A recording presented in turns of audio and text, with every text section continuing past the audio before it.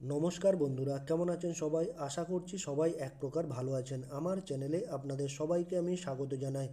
আরও একটি নতুন ভিডিও নিয়ে আপনাদের সামনে আমি আজকে উপস্থিত হয়ে গেলাম।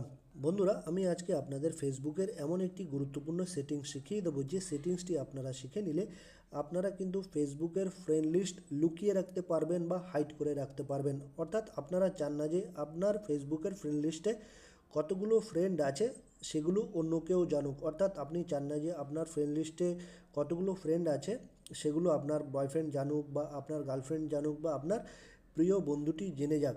তো আপনারা আপনাদের ফ্রেন্ড লিস্টে থাকা ফ্রেন্ডগুলোকে কিভাবে লুকিয়ে রাখবেন বা হাইড করে রাখবেন, সেই সেটিংসটি আপনাদের আমি আজকে শিখিয়ে দেবো। তো সম্পূর্ণ ভিডিওটি আপনারা দেখতে থাকবেন।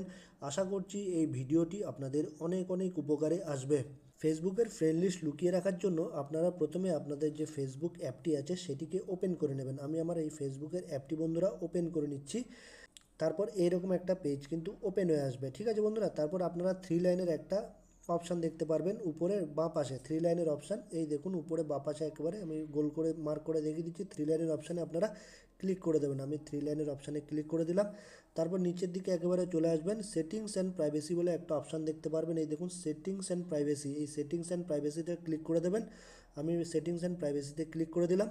তারপর আপনারা আরেকটি সেটিংসের অপশান দেখতে পারবেন। এই দেখুন সেটিংস অপশানে আবারও ক্লিক করে দেবেন আপনারা। তারপর একটা নতুন পেজ কিন্তু এইরকম ওপেন হয়ে আসবে। তারপর নিচের দিকে স্ক্রল ডাউন করতে করতে একটু নিচের দিকে চলে আসলে আপনারা দেখতে পারবেন how people find and contact you, এই অপশানে আপনারা ক্লিক করে দেবেন।